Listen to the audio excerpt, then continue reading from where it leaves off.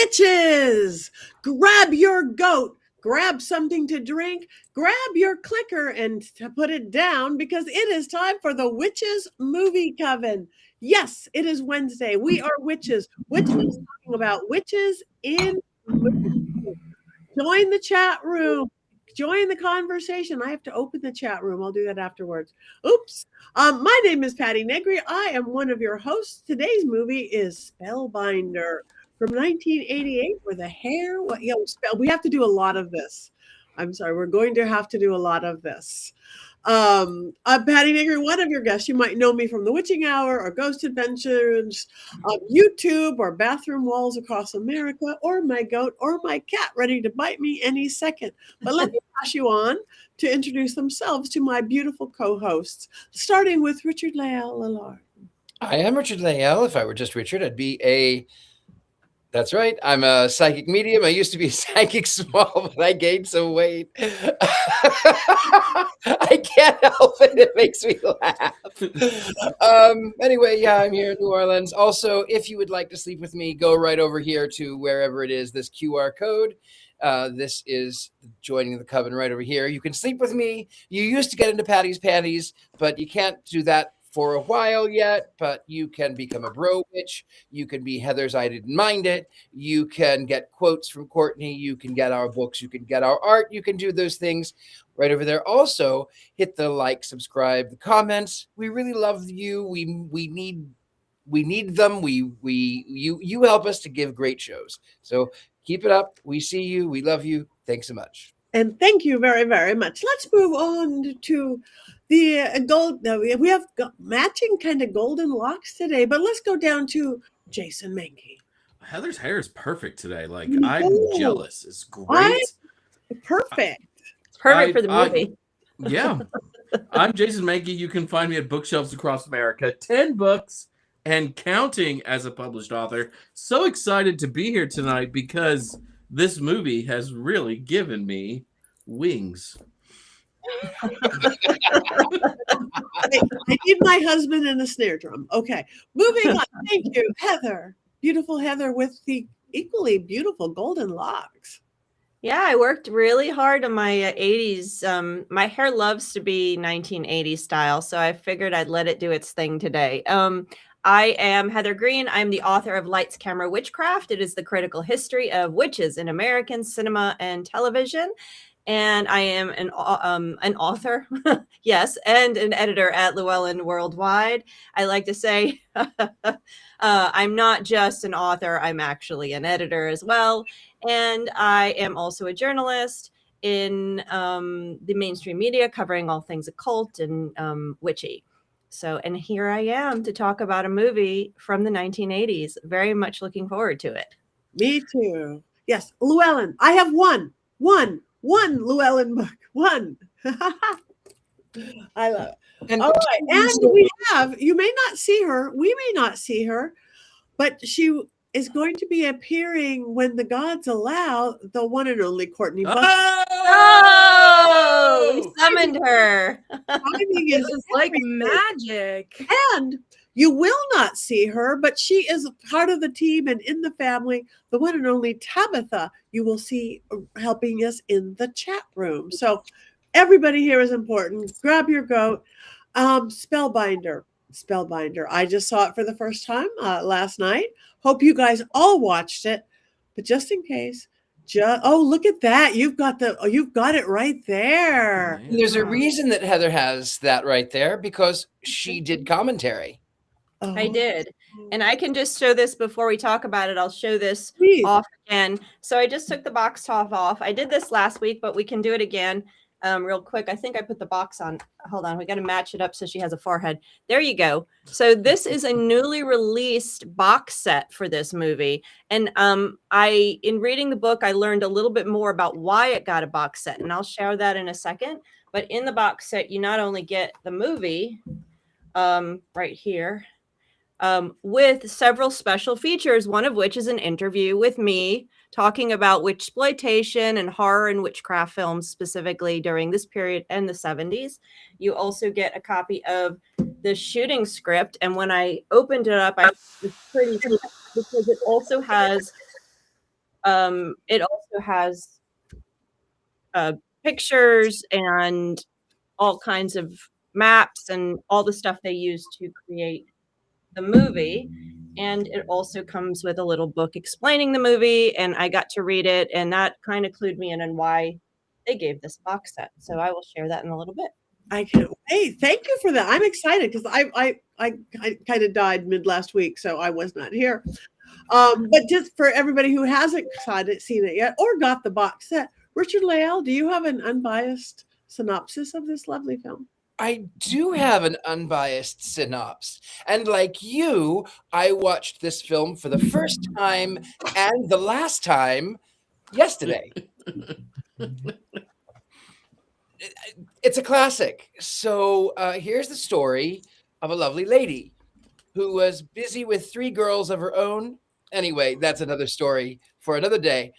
So these 2 1980s douche bros are coming out of the gym, and they see a girl who is in distress, the damsel in distress. Apparently, it is a lover's quarrel, and the aggressor has told this girl after he slapped her, and he's told her that she needed to come with him.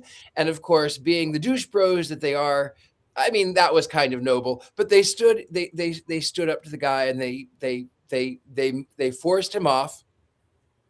And meanwhile, now this girl doesn't have a place to go, so obviously she goes with the Steven Weber, the Wings fella, and she drives in the little MG. They go back to his place because obviously, and she heals him because she's a witch. Heals him from some kind of neck pain. I don't know, but she heals him, and then they start seeing each other, and before too long, she has moved right in. She's the girlfriend. And then you find out that she is in a satanic coven of witches, and she is being stalked by literal satanic witches in a coven in Los Angeles. And one thing leads to another. The police get involved, and he is instructed, Steven Weber, Wings fellow, this guy, he's instructed to go down to Hollywood to the Toys and Costumes, which is a bookstore, and get a book on witchcraft. And they clearly have everything. So he reads that with a certain symbol, this witch has to be sacrificed, but the victim has to be a willing victim. Meanwhile, they go back to the Hollywood Hills. He's got this big case that he's going to try. There's a lot of things back and forth. As it turns out, she breaks up with him so that she can run away. He finds her. He takes her to a bunker. There's a bunker in the Hollywood Hills underneath the Hollywood sign. Who would have known? Goes to court. Mother shows up. I mean, Mrs. Roper shows up, by the by. Mrs. Roper shows up, and she's Mama Witch. So she apparently 3 was not company because she decided 4 was the devil. So she is the satanic mama of this girl. And meanwhile, no one can get through this, just like Titanic. Meanwhile, the girl gets kidnapped. All of the witches sort of force their way in, kidnapped, taken way out to one of the beaches. I don't remember. Life's a beach, some beach. Son of a beach. He gets taken out there, and then of course she is about to be sacrificed in quotations, and then of course, because the victim has to go willingly to the circle, Steven Weber gets his wings nicked, and he ends up by being unalived by this girl, her coven, and his douche bro best friend. And then, of course, you find out that they have been doing this for, I don't know, days, weeks, months, years, whatever it may be. They've been doing it over and over and over, the ultimate betrayal. And then, of course, you find at the end that life is reset. Douche bro, who worked in the law firm, is now friends with another person. There's another domestic fight. And of course, the witch who would not renounce her faith in Satan is the girl in trouble. And that's the end of the credits. That's it. Thank you. Thank you. Now that we know the plot line of the film in detail, maybe there's a little more. Heather, do you have 5 more things perhaps that we can know about this film? Sure. Let me give you some background, and let me get this is interfering. So I'm going to start with the basics. Again, as always, 1988 film. It was released. Director is Janet Greek. Yes, this is a woman director, which is not common during this period of time. It's not common any period of time, honestly. Written originally by a woman named Tracy Torme, but then Janet took it over and revamped the script almost entirely, and we have what we have today. The original title, the working title, was The Witching Hour. I thought Patty would love that. But the marketing people changed it last minute to Spellbinder, supposedly because they were a little fearful because of the time it was in, and they weren't sure it would do as well with a term witch in the title. But of course, it didn't do well anyway. The La Trampa de la Rana. That's even a better title. Budget was about $55,500,000, but it only made in its first run a little over $650,000. Yes, that's how much of a big gap it was. However, it's since made over 5 million adjusted for inflation. So it's got legs, which is one of the reasons it's now become a box set just recently. So let's talk about the director, Janet Greek. The script came to her husband producer. He gave it to her. She had only done one other film called The Ladies Club, and she had also done I think she did a couple of music videos, TV episodes, etc. But she had only done one movie. He gave this to her. So this was her pet project. And as I said, she already had rewritten the script, which apparently was a mess according to the story. And she said she wrote every single piece of dialogue was hers. What's interesting is when you read about her opinion of the production, she talks a lot about how the boys club tear up films that are made by women. And so her first film was torn up, destroyed. They added nudity when she didn't want nudity, et cetera, et cetera. They did the same thing to this one. The original film she cut was different. And what she explains is that her film was character driven. It was supposed to be about this man who was empty inside, lost, alone, because you hear at the very beginning of the film, he talks about how his parents had died, he has no siblings, et cetera, et cetera. So he's supposed to be this sort of empty person who's lost and lonely and gets hooked into this love. What it turns into is a plot driven. They changed it, they cut it, they diced it up, moved things around, and had her put things in she didn't want, that she filmed and didn't want, et cetera. And you wind up with the film today. And the whole part of the story about this being a way to save him, a part about himself, you lose that part of the character that she was trying to build. So she was upset about that. And again, this was, I think, this is the second film she did, and I'm not sure she did any much more after that in terms of full-length features. But you can read all about it and hear an interview with her about this in the box set. She's also interviewed in the special pieces. So you can hear more about her struggle and her difficulty and, what it was like being a woman director in the 80s, especially in horror. So that's why I got a box set, because it's kind of an unusual piece and all these various things. Let's talk about the cast. They've already been mentioned a couple times. Of course, Tim Daly. He plays Jeff, not Steven, but he is from Wings. That's what he's most known as. He was also on a number of other things, Private Practice, Sopranos. He's the voice of Superman in the animated series. I thought Jason might like that. Yeah. And this was his fourth film. His first film I thought was interesting was Diner. I didn't realize that. But this was his fourth film. This was really before he was more well-known. Kelly Preston, of course. She was Miranda. She's known for a lot of things. She was in a ton of stuff. Jerry Maguire is one that she's known to. She was married to John Travolta. They had 3 children.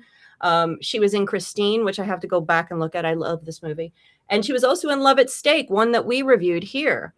She was Sarah Lee in that show, in that movie. This was her 11th film by this point. Unfortunately, sadly, she died of cancer in 2020. So, what is remembered lives. We have her in this film.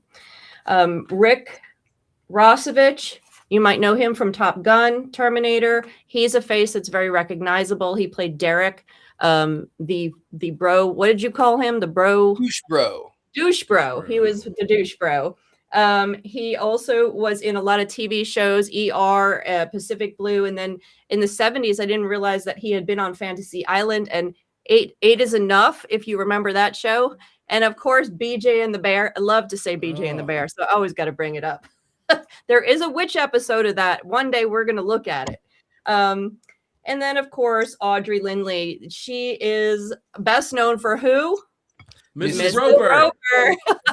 So, and the funny part about Mrs. Roper, and this is just an aside, is every year at Dragon Con, there's a Mrs. Roper thing that goes on. Tons of people dress up as Mrs. Roper and they all take their picture together. I'm talking about hundreds. You got to go look up the Mrs. Ropers at Dragon Con pictures. All these people, men, women, all genders, dressed up as Mrs. Roper. Really, really very cool. So those are the ones I really wanted to bring up. There is a few other familiar faces here. I think Carrie, you might recognize the police chief. He was, or no, he wasn't. He was a detective. He was in a ton of movies. Usually a bad guy, but he was in a ton of movies. As is, I think it's the guy. I think it's Michael Gainey. He's the guy that played the prepper dude. He was also in a ton of stuff as well. Recognizable. Brock. So let's go to 4 and 5 real quick.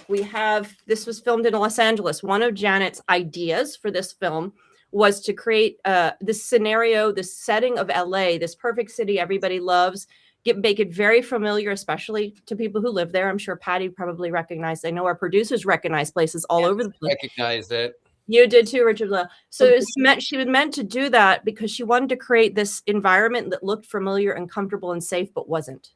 And that is very, very typical of 1970s witch films. Think about Rosemary's Baby. That's what Rosemary's Baby was all about, was setting this perfect setting, this normal setting, creating this normalcy with a satanic coven that's just lurking underneath the surface. So that's what she was trying to do here with the situation, with the familiarity of Los Angeles that you might see. This sunny place is not as safe, even in the sunshine. So that's sort of the eeriness of it that she's trying to get at. Some of, again, was chopped up. Some of it was lost. We don't know what the original film looked like. So I thought that was interesting. And I don't know if Patty and Richard Lale and you guys want to talk about various places later that were familiar, but I would not have recognized any of them clearly. The last thing I want to talk about is Satanic Panic. It was released in 1988. This is the very beginning of when Hollywood started to pick up on the Satanic Panic and started to really show it. And one of the things in the book said that this movie isn't really, doesn't hit the Satanic Panic theme hard. I disagree entirely with that statement. Lots of great stuff in the book, but that I disagree with entirely. They stated that it really didn't demonstrate a satanic coven. I'm like, yes. I'll have to disagree. I have to disagree with that. From my studies and from just watching the film tonight, again, just going through it, all the pieces are there. It's very much a satanic panic film. The story that she gives about how she was born into this family and they were trying to convert her, that's very Michelle Remembers, which is one of the things that launched the Satanic Panic. Very much a part of that. You have all of the fake symbols, you have them talk about Satan, and but what makes this different was kind of interesting. So most of the movies that were done at this point were usually the Satanists or the evil were women. If there was a coven at all, it was one or two women. Think about Hocus Pocus. In all the movies, it's usually about a woman, couple women, 3 women, or maybe even a little bigger coven, all women that are destroying either a family or a man. That's usually what you see in the 80s. And usually the women are very, very sexy. So here you have that part of it. You have that erotic thriller part of it that are very normal for a lot of these films, like Black Magic Woman or Black Magic, Love at Stake as a comedy version of that. You have that all here. That's very much part of the 80s satanic panic witch movies. But what you have here that's not common is the Coven. And that's not the Coven with men and women at the beach. That whole part of it is very 70s. So she really pulled in something from the 70s, something that was a legacy, and then she added it to what was going on in the 80s, this kind of backlash against women and women's empowerment, which is what it allegorically really is. But you had both going on here, which is really, really interesting. And, you know, you get a combo. That's fine. That's what makes this movie different. That's all I have. Oh, and by the way, if you want to look at Black Magic Woman, it has Mark Hamill in it. Big surprise. He was in a witch movie. What was that? We have to do that movie then. Okay. I will put on Mark the list. Hamill. Black Magic Woman. Mm-hmm. Yes, we'll have to. Yep. And then we'll have to clear the rights with Santana because I'm going to be seeing that in the whole show. Well, you know, it'll be a good show. That's all I have for you guys. That's enough for now. Thank you. Thank you. So- That's great. And I love that you're in the box set. That is good. That's It makes awesome. me want to get a box set, though I have nowhere to play it. I know. You got to have a DVD player. Yeah. I might be one. PS5, baby. Mhm. Mhm. Gotta have your Okay. PlayStation. Hold on. I'll just talk for a second while I can still talk. Spring has sprung. I couldn't figure out if the problem was bad acting, bad directing, or bad dialogue in the beginning, especially for me with the male interactions. It was so unconnected. They're playing the game and they're coming out. It's like that was the most troubled dialogue, and I honestly could not decide if it was the directing, the acting, or the dialogue. If anybody can jump in there, it's like go. Actually, you're talking specifically about the beginning, and that was the part that was completely trashed. They cut it up, they shortened it. There was this bigger, long part that really got you into the story with the character. That's where they cut. And they said in the book, if the beginning feels very weird and choppy and disjointed, it's because the MGM took that whole first part, just destroyed exactly what she was doing and kind of just condensed it and chopped it up. So that may be what you're reacting to. Yeah, because at first I just went, oh, bad acting. Oh, then I went, oh, TV acting. But these aren't all TV people, and that isn't that difference anymore.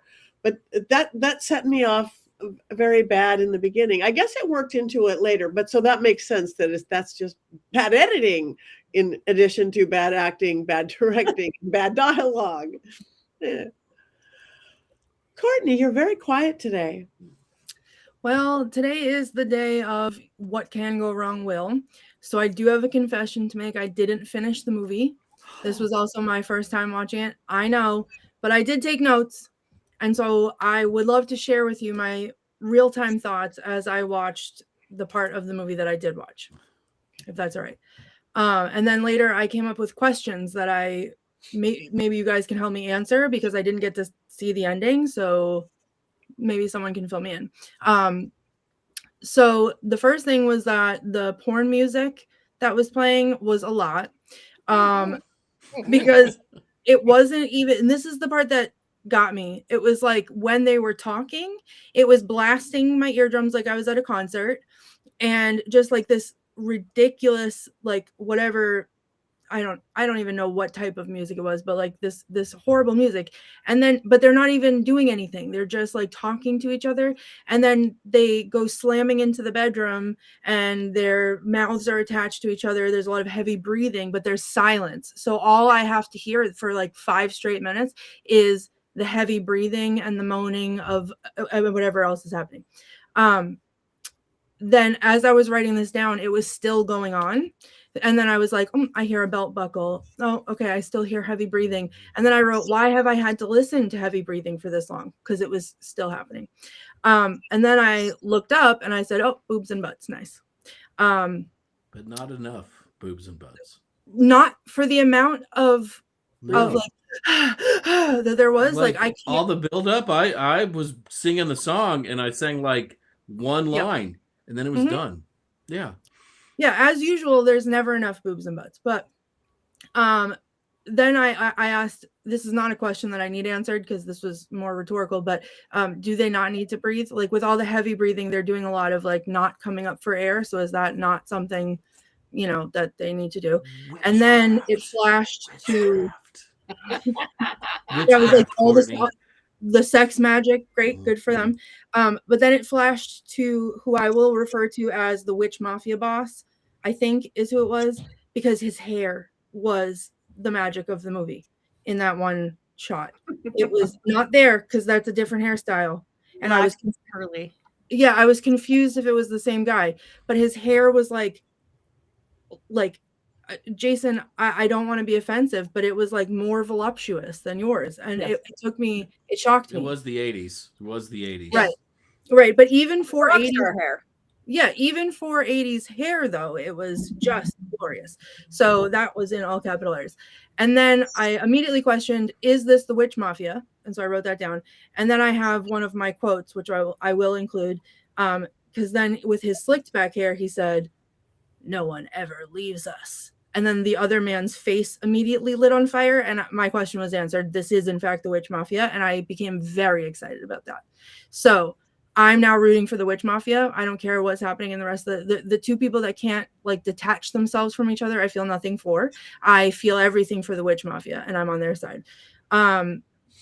I wrote down, this is obviously very offensive to me. They don't ever stop sucking face, even when they're in front of people. Like they were standing 2 feet away from a woman having a conversation and then turned to each other and like made out in her face. And it's just like, get some decorum, people. Okay, I understand we're all very excited and there's some magic happening, but not enough boobs and butts pay out for this much making out. Then I have another quote, which I'll come back to later. Then came the answering machine demons. So he had like messages on his answering machine. Yeah. And it was like, "We're coming for you, Mr. Smith. You should have listened to us, Mr. Smith." And it was like very like succinct and to the point, like, get him, good. Like mafia, we don't have time to mess around, the witch mafia. We just send all of our army towards this man to like gaslight him into believing that whatever, he's in trouble, and then send in the answering machine demon. So, we're coming for you, Mr. Smith. And then it's like rah, rah, rah, rah, rah, rah, rah. Very exciting.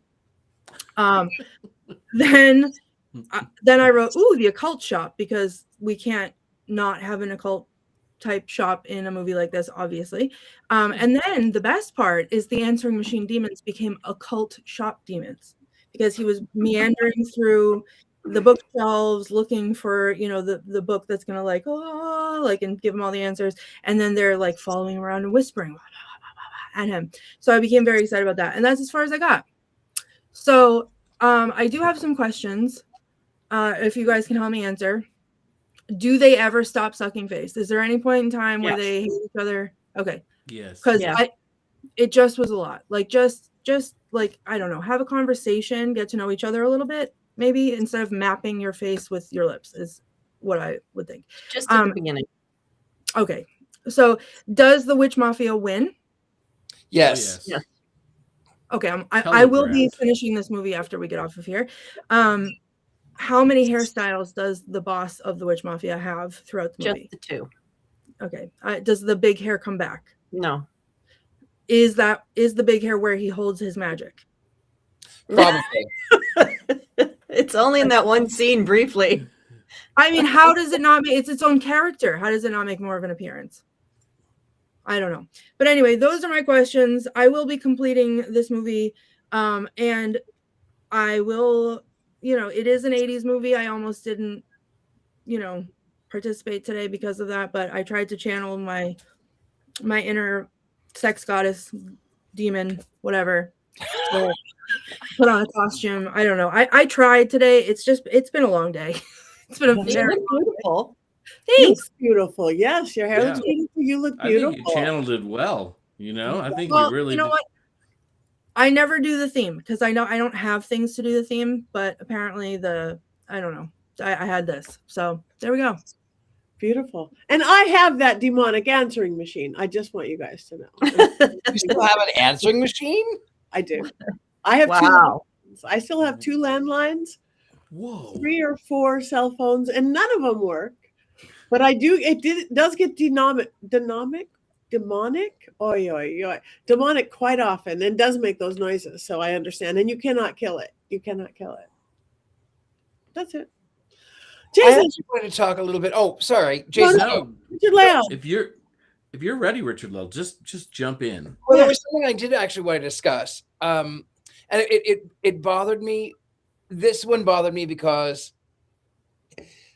she has run away. He's read the book that says that he has to go to the circle, and then she comes back the night before the circle happens, and then she's kidnapped, and then he goes to the circle. But in that interim at the gas station, he has read all about her. He's seen that she worships Satan, and he knows that she has allegiance because she has that odd shaped necklace. So he rips it off of her, demands to know what it is, throws it to the ground, and she goes to get it back. As someone who was a former Christian, when I took that symbol off of my neck, I didn't want to go back and get it. So how could Wings fellow how could he not know? Like, was this 80s douche nozzle completely self-absorbed and stupid? I mean, he's an attorney. Like, I have to. There's a moment in the film where she says, and Courtney, spoiler alerts are coming because we're talking about the movie, and she says, like, the victim has to come willingly. And at that moment, I knew exactly how the film was going to end. It was very clear that this was a Wicker Man sort of ripoff. That the only difference was there was no bees, sadly. What about the bees? And that really disappointed me because I felt like the end was just so telegraphed. Like, but you knew 30 minutes before the movie was over exactly how it was going to end. But you didn't necessarily know who was the leader of the Coven. And you also didn't know. I'm trying to be a little bit. No. Spoil it. Is the witch mafia boss not the leader of the Coven of the witch mafia? No. His attorney friend is. The douche bro in the BMW. Spoilers. Yeah. That guy. The guy is in the 80s, and he drives a BMW, so he's clearly the bad guy. Have you, in any 80s movie, have you ever seen someone who was the good guy drive a silver BMW? That's a good point. Like, how though with that hair is he not the boss? He has that hair for one instant, like never comes back. Doesn't matter. It made an impression. Number 2. Well, so what Jason was saying, you were saying about knowing the ending. And I think that, totally knew what the ending was. I completely with that. I didn't expect the douche bro, and I love it at the end where the 2 cops are coming running down, and then you see them in the back of the circle. Then they're taking their stuff off and putting on the robes. I'm like, subtle but perfect. That didn't surprise me at all because I felt like one of the cops at the precinct was definitely a part of the cult when he hands the picture, like, we're looking for this girl. There was just something in the way that he acted that said they had also infiltrated this group. Though you're right, I was surprised that the douche bro was the leader, but also I didn't care because it didn't really change the film at all. I did think the kind of end was kind of funny where he brings another guy out that's going to be the next Patsy that they're going to kill. You know, that I thought was almost clever, but it was just way, way, way too obvious for anybody who watches horror and has seen The Wicker Man. You know, the only difference between this and The Wicker Man, there was no singing. Really, that is about the only difference. And one was burned to death, and one had their heart ripped out in a scene that was sort of ripped off from not Raiders of the Lost Ark, but Temple of Doom with Indiana Jones. Well, I think that at this point in time, it may not have been as obvious. It's hard to always say because we've seen so many films since then. We get jaded and know, but I was mildly surprised by the ending when I saw it. But what I liked about it, which again is very different from 80s films, usually in these 80s films, the good guys wins. The cult mafia witches do not win in the 80s films. They're always, it's always fixed. It's always back to the goodness. This is the Satanic Panic era. They can't win. In the 70s, the mafia witches win. And there's a whole host of them where they do win. Even if they're reduced or they go underground or whatever. I mean, Rosemary's Baby, they win. The mafia wins in that movie, right? Running with the devil. Yeah, exactly. There's a host of them. But in the 80s, they do not win. So it's kind of a unique situation. I was surprised that it went that far because of the type of film it is, because it's from the era it was in. They're all the 80s films have sexy witches, though. That is very much a thing. I enjoyed this film for what it was. Definitely disjointed, definitely has some weird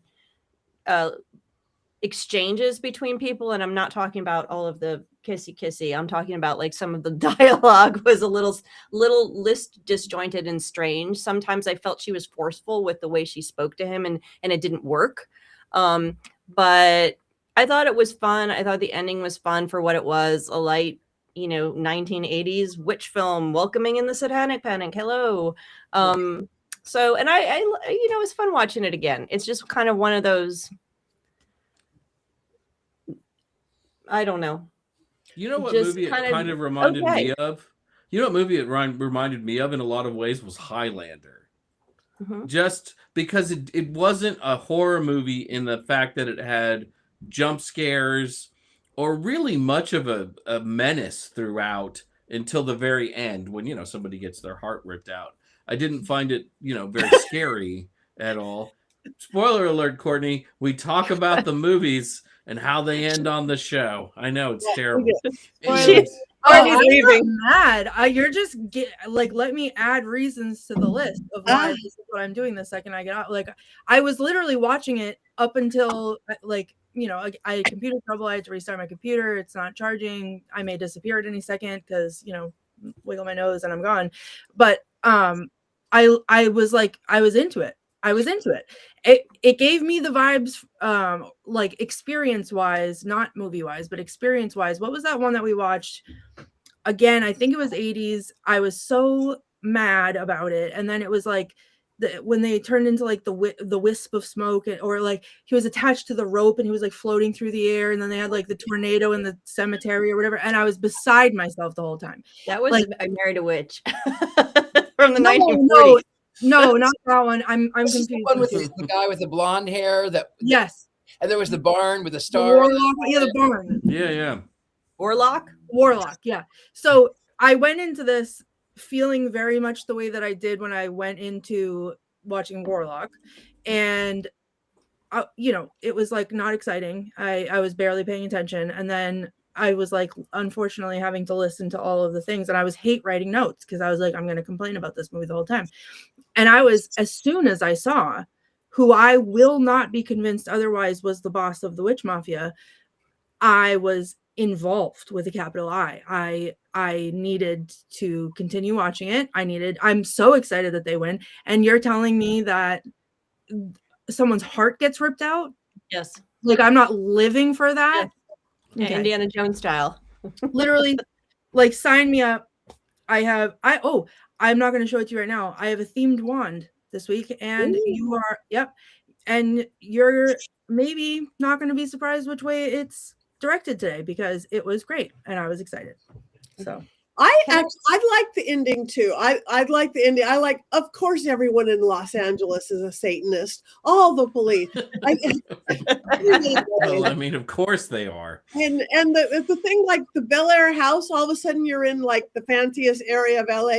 Not even Beverly Hills. We're going Bel Air. We're going the Bel Air house, and the couple. And I was like, oh God, this is funny. This is I really did get into that whole thing, and the daughter, and So that was fun. And all the Coven members. And there were a lot more men, the men Coven members than I thought, in all ages, and the older ones and the conservative ones. So I once I got past the bad acting, writing, directing, editing, I enjoyed it. Yeah. There were two things that I was really surprised by.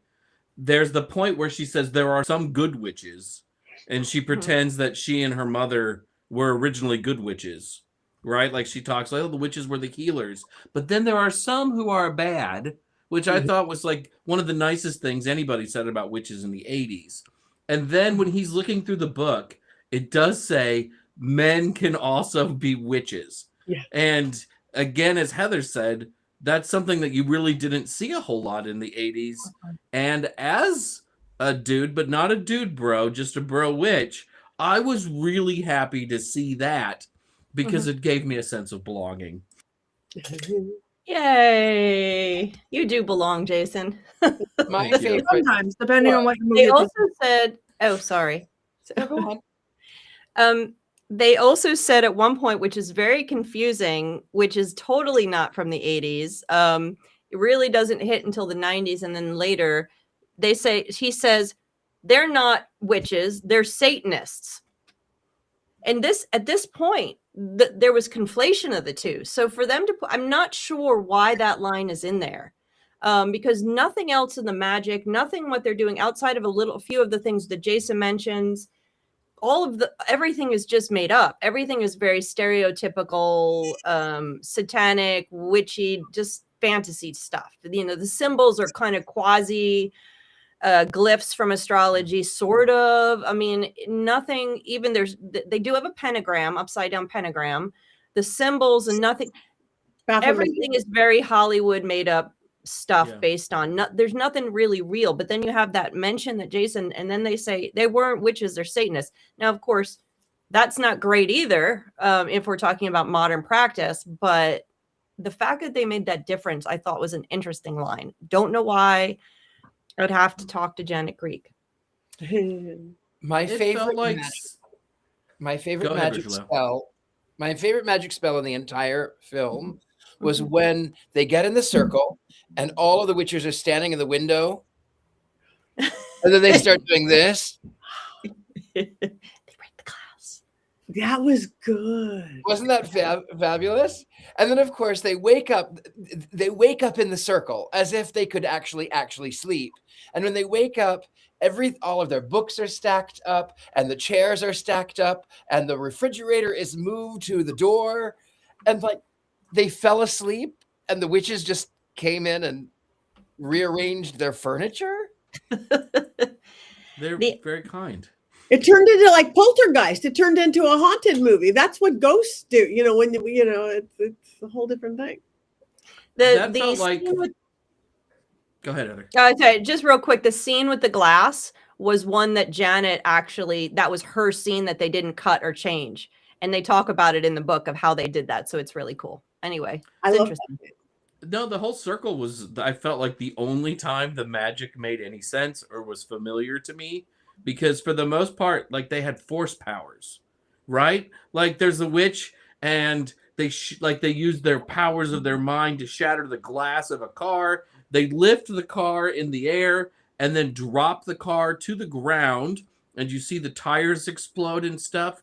And then the most magical thing that happens in the entire movie, like 2 scenes later, you see the car completely repaired with no issues whatsoever, which I found extraordinary myself. You can't do that, Jason? No, I've tried. Tried. Keep trying. Thanks. I'll get there. Maybe it's something that bro witches can't do. I don't know. Yeah. Maybe. But I thought that was like really funny and also sort of might have come from but now I know, might have come from the sloppy editing of the film. Right, because it doesn't make any sense how fast the car is fixed. So who made that decision? If Janet was the director, the network? The network took over and told the editors what to do. Yeah, they took her edit And then they went ahead and looked at it, and then they spliced and diced. They did the same thing to her original film. That's one of her beefs with the industry, and how this happened specifically a lot to women film. It's like they wanted women. She says they wanted women to act as directors, but they didn't really want their product. They just wanted them there to do the filming, and then they were going to edit it. The bros of the industry were going to edit it according to how, like in the original film, her first film, she specifically said she didn't, when there was rape scenes, she did not want nudity. She wanted it to be subtle, suggestive, but no nudity. They added in all kinds of stuff, nudity and whatever, and totally ruined what she was trying to do with it. So that's what she talks about in the book. It's interesting. I thought with the car, Jason, that it was in his mind. It was the same way that, like, when he wakes up the first morning after they smash, and he goes into the other room, and then the guy with the hair. Yeah. I think it was supposed to be in his mind. That's how I read it. Yeah, that could be. Yeah. But I mean, it wasn't edited well enough for me to pick up on that, you know? Yeah. But I did, that might have been the only scary part in the whole movie for me, when he has the dream about the guy jumping out of his pantry and trying to murder him with his hair not looking as good as it could. Right. That was a jump scare. So that's good. Yeah, that was a little bit of a jump scare. Yeah. Do we have quotes on this, Courtney? Well, so I only have two. Okay. One I already said, which is how I knew that I was rooting for the man with the hair. He was like, very seriously, no one ever leaves us. And then the other guy's face lit on fire, which is just like any words that could make a man's face light on fire are words worth writing down and repeating. So I will keep that in mind. And the only other quote I wrote down, I had to stop and write this because just what a benchmark, what a temperature check. When I don't even know anyone's name, but the guy that was sucking face with her all day, was like at work, and I don't know if she was the secretary or something like that. And she's trying to tell him like that something was wrong with his girlfriend. And she said very seriously, she was like, she took the turkey out of the oven with her bare hands and didn't get burned. Yes. This woman is trouble. Yeah. So from now on, if I want to be intimidating, I'm just going to hold the turkey and hope that does the trick. So. Yeah, none of us talked about her, the secretary. She was on to things. Like, she knew. Yeah.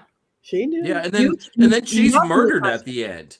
Like, I thought that was the funeral for Tim Daly's character, and then they pull the rug out from under you. So, you know, yay for a small surprise that doesn't matter in the end, at the end of the film, because she knew who the bad guys were, or at least had an inkling about it.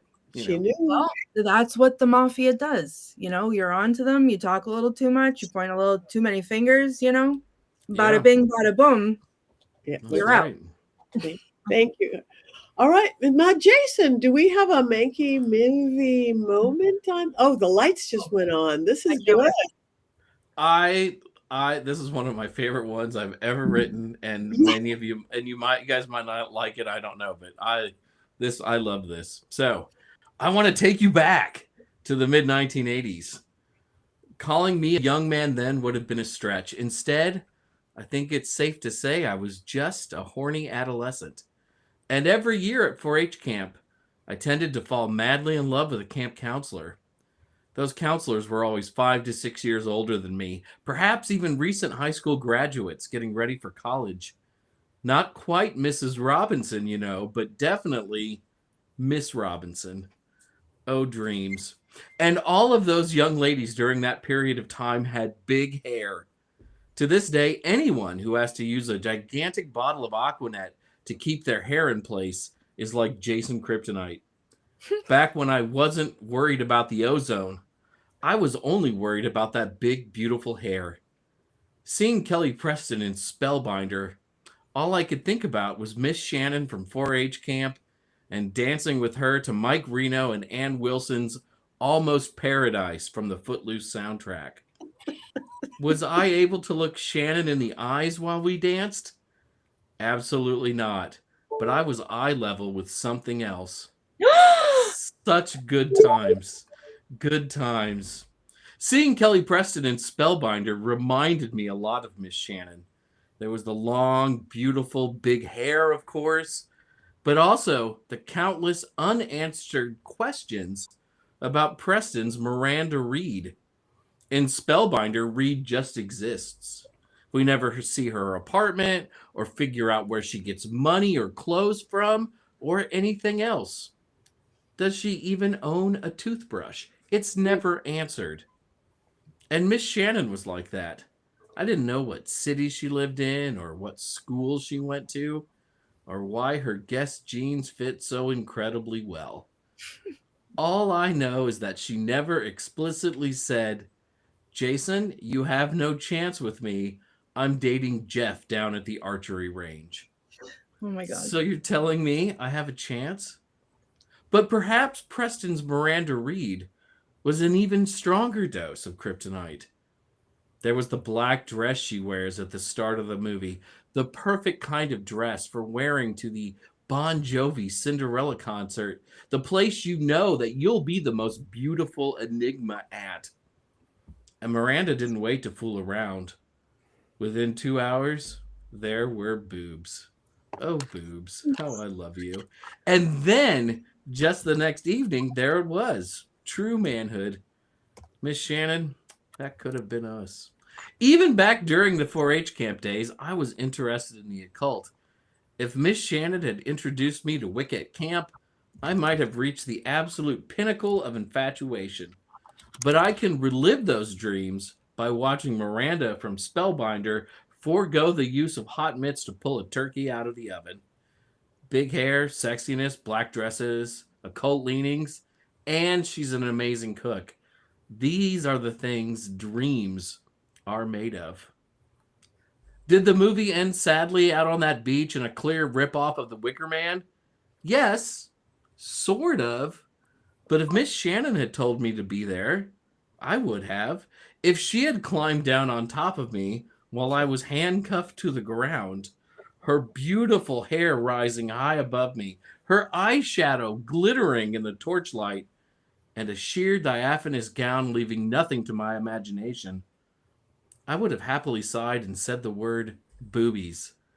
And then I would have offered her my heart, both figuratively and literally, while Peter Cetera's Glory of Love was chanted by her coven in the background. Beautiful. Poetry. Well Yes. done, Jason. Well done. Such memories. Memories. Yeah. Memories of slow dancing poorly at 4-H camp. Sorry. Thank you for that. I remember the 80s and Peter You remember how Cetera's you danced Glory- back then too? Like this? Oh, yeah. Like Just like this. Yeah. That's it. Just like Please that. don't really touch me. Let us dance and I will touch your shoulders. And Peter Cetera's Glory of Love. That's the song, Almost man. Paradise though. Come on. I love that song. Glory I still love. love Yeah. Almost Paradise. Almost Right. Paradise. All right, it is time, ladies and gentlemen. Wands out, wands up. I'm using my knife versus my wand. In case anybody was wondering, this is my antique urethra dilator, which I don't know if you can tell the thickness of it. I picked a good one. Thank you. Up, up, up, up, and way down, but not completely Oh, down. it's down. It's completely down. Oh, yours They is. give the Oh my they- God! I thought it was like it's the Wicker Man wand. It was upside. Okay, so we have a completely down and almost down, and 3 ups by the girls. Isn't that interesting? You know what? I'm up for the Witch Mafia and the Witch Mafia alone, because we don't cross the Witch Mafia or else. All right, let's look at everybody up for the hair. We got wands up, wands up. I think I could give it a wand. Neutral over there. You guys vote. We need to know. We need to. It's interesting. We don't always do it like gender, boys versus girls, but this time we are a little bit. I wonder what that's about. Well, everyone in the chat should be very careful about how they vote, unless they want to wake up with a hot turkey head in their bed. But you will not use a hot pad to pick. Which someone will put there with bare hands. So don't worry, I will protect you all. Wands down and wands halfway up, Coven members. Be honest. Courtney didn't even see the whole movie yet. I didn't need to, Jason. It gets better as it goes. It does get better as it goes. And Mrs. Roper I like Mrs. Roper's character. I like Mrs. Roper. Yes. I was also she's a little menacing. The torching of that car. I had one like it, so I was a little. That made me very sad. It's a nice car. I know. This one is older than mine. I had a 1980 MGB, but that made me sad to see it on fire. That was my point. I love how our stock photo of the Wicker Man is the wrong Wicker Man, and it's the bees. Oh, I think that Wicker Man was a choice that someone made, and I appreciate it. Okay, Lady Stone has not seen it yet, but we have way more. We have ups, we have some neutrals, and some half ups. I haven't seen a complete one down yet, except for Jason. Yeah, it's fine. So what do we? And I love hair. What are we doing next week? I was here in the 80s. I do not remember my hair quite that big, but I'm going to work on it. Mine was. Mine wasn't big. Mine wasn't big. I didn't do the Aquanet thing, but it was real curly and long. Yeah. My hair was big. All the girls looked like I wasn't a girl, but I had that thing. My stepmother prevented me from having that thing. Oh, awful. No. Awful. But I listened to all those bands. The bands, the hair bands. Yeah, and they're on the Sunset Strip. You can while you're watching the film, you can see some of the bands, like some of the places where those bands played, like the Roxy. They go right by the Roxy. On the Strip. Yeah, this was a LA movie all the way, right by Rob, our producer's house. This was an LA movie. My house, my house is practically in it. I have not seen that bunker yet under the Hollywood sign, but it's probably there. It probably is. Do we know what we're watching next week yet? Can you hear me? Yeah. Yes. Okay, I'm back. Oz the Great and Powerful. It is from, I think, 2013 or 14. Okay, Oz the Great and Powerful. Powerful. That one? James Franco. I thought as much. We're not going to talk about him ever again, though. After next week.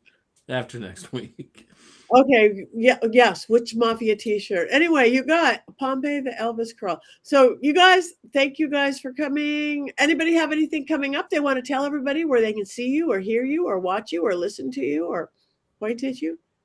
I have 2 weeks. I am going to be at Spirit Northwest. It's one of the newer pagan hotel conferences with lots of my wonderful witchy friends and authors. So that is in Spirit Northwest is, I believe, the 23rd to the 26th in Portland, Oregon.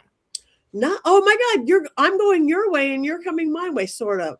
That same weekend, I'm going to be at AltarCon, the Great American Cryptid Expo, actually in Atlantic City. What? You get ghosts, you get witches, you get cryptids, you get aliens. We're going to have it all. Sasquatch is real.